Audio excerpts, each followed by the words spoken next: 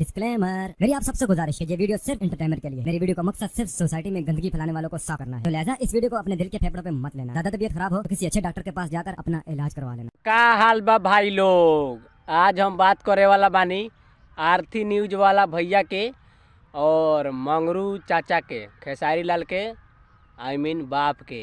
तो भाई लोग, भैया जी आरती न्यूज वाला भैया जी मतलब चल गए बड़ा चाचा के लगे यार न्यूज एथी करे, इंटरव्यू करे।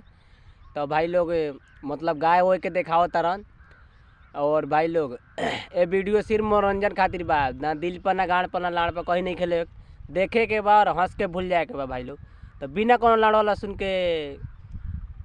वाला सुन के समाप्त करल जाओ और वीडियो के स्टार्ट करल जाओ। चलो पानी और पूरा चोकर उकर छीट रहे हैं तो देखा तार लोग भाई लोग, मनीष भैया के कहा तारन कि खेसारी लाल के पिताजी लगातार जोकर ओकर छीट रहे हैं। कौन है ये लोग, कहाँ से आते हैं? अरे साला जोकर की चोकर कलवा हो भाई लोग। हमरा तो सुनाए लगी जोकर लगातार छीट रहे हैं। ए भैया जी मतलब कुछ भी बोल देता रहा, साफल नरचट पड़ा का जोकर होला भाई लोग की जोकर होला हो। मनीष भैया यार कुछ भी बोल देता रहन यार।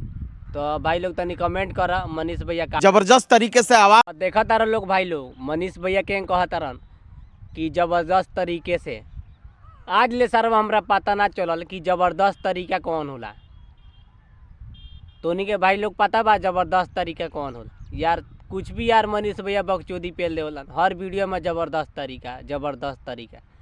आज ले हमरा पता ना चलल जबरदस्त तरीका सरवा कथी है। भाई लोग तो इन जबरदस्त तरीके के बारे में पता हो गए तो तनी कमेंट करत, मनीष भैया के से पूछल जाओ कमेंट में। यहाँ पर भाई लोग हैं भाई, देखिए यहाँ पर भी भाई लोग हैं। तो देखा तारा लोग भाई लोग, मनीष भैया के कहा तारन कि यहाँ पे भाई लोग है भाई।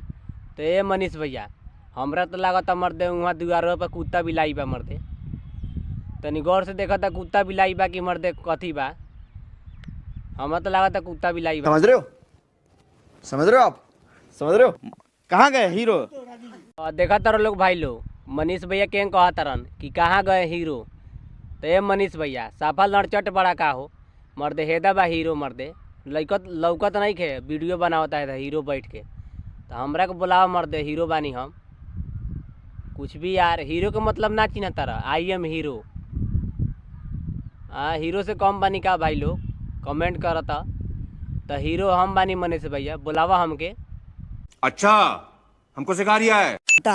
राउर चैनल नहीं का चाचा? देखा तारा लोग भाई लोग, मनीष भैया के कहा तारन कि रउअर चैनल नहीं का चाचा। तो ये भैया साफा लड़चट आदमी बड़ा का हो, मतलब भाई बुढ़ापा में मर्दे उ चैनल चलई हन। जेकर बेटा मतलब पावरफुल हीरो मतलब बुढ़ापा में चैनल चलई हन। आ तू का सो तारन मतलब चैनल चला के जितना गाय भैंसिया चराओ तारन ओकरे वीडियो डलियन का। कुछ भी यार बकचोदी यार। अब उनकर आराम करे के दिन आ गेल बा, समय आ गेल बा, आराम करा ना। लड़वा बकचोदी मतलब मुंह में माइक पेल के पूछत रहता रहा। अरे चैनल तो हमार जब चाहिए तब बन जाई। हाँ। देखा तारा लोग भाई लोग, मंगरू चाचा कहा तारन कि चैनल तो हम जब चाहें तब बन जाई। तो बिल्कुल भाई लोग सही बात कहा तारन मंगरू चाचा। जेकर बेटा हीरो खेसारी लाल यादव हमनी के भैया, उनकरा मतलब आपके सोचे के पड़ी चैनल खातिर। मतलब चाचा तो अब आराम करे के सोचे तारन, तो चैनल इनकरा का जरूरी बा? जेकर बेटा इतना पैसा कमा के देता भाई लोग, तो इनकरा चैनल के का जरूरी बा यार? मनीष भैया कुछ भी बकचोदी पूछ लेता रह। बस भाई लोग आज के वीडियो यही समाप्त करता नहीं। और भाई लोग हाथ दुखाता तो मंगरू चाचा के और आरती न्यूज वाला भैया जी के मतलब बहुत बढ़िया वीडियो भेल बा भाई लोग। तो भाई लोग यही चैनल पर मतलब जा लोग देख लोग और लाइक सब्सक्राइब कर लोग। और ये वीडियो सिर्फ मनोरंजन खातिर बनाई है, एकरा के दिल पर ना गाड़ पर लाड़ पर कहीं ना लिया लोग। और देखिए लोग हंस के बोल जाइए लोग। और भाई लोग हाथ दुखाता अकेले वीडियो बनाओ तानी, तो भाई लोग हाथ दुखाता का कहीं। तो भाई लोग बहुत ठंडी बा यार, गाड़ में बर्फ़ जम जाता भाई लोग। तो ठंडी बचा के काम करो लोग भाई लोग। अब भाई लोग आज के वीडियो ही समाप्त करता नहीं, तब तक लिए बाय, घरे जाए के बा 5:30 हो गए भाई लोग।